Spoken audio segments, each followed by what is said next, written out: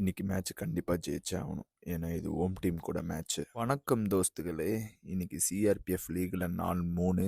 இன்னைக்கு தான் முக்கியமான மேட்ச். ஏன்னா இதுதான் ஹோம் டீம் வெள்ளை சட்டையோட மேட்ச்சு. இவனுக்கு கூட எப்படின்னா ஜெயிச்சிட்டா போதும், நம்ம தான் ஃபைனல்லே வின்னு. டாஸ் ஜெயிச்சு முதல்ல பேட்டிங் எடுத்து 9 ஓவருக்கு 100 ரன் கொண்டு வந்துட்டாங்க. இந்த நிலையில் நம்மளை பேட்டிங் இறக்கி 6 ஓவர் மிச்சம் இருக்குதுல்ல, இன்னொரு ஒரு 100 ரன்னுக்கு எய்ம் பண்ணோம். பேட்டிங் இறங்குனதுலேருந்து ஒரு பாலும் நம்ம பேட்லேயே படல. நம்மளும் பாலை வாட்ச் பண்ணோம். ஆஃப் சைடில் வந்துட்டே இருக்கு.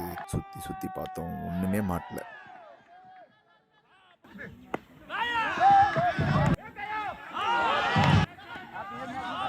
ஒரு 4 பால் ஆடினதுக்கப்புறம் ஒரு நோபால் ஒன்று போட்டு அதில் சுற்றி ஒரு 6 வந்தது பாருங்களேன். ஒரு சந்தோஷத்தில் அதுக்கப்புறம் ஆட ஆரம்பித்தோம் தான்.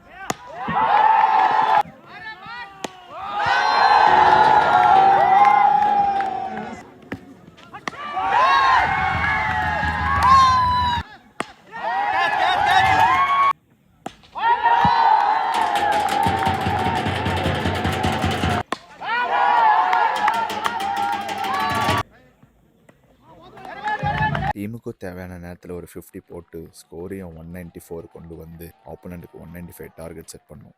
பவுலிங்லேயுமே கரெக்டான நேரத்தில் பிரேக் த்ரூ கொடுத்து 100க்கே அவங்க 6 விக்கெட் விட்டுட்டாங்க.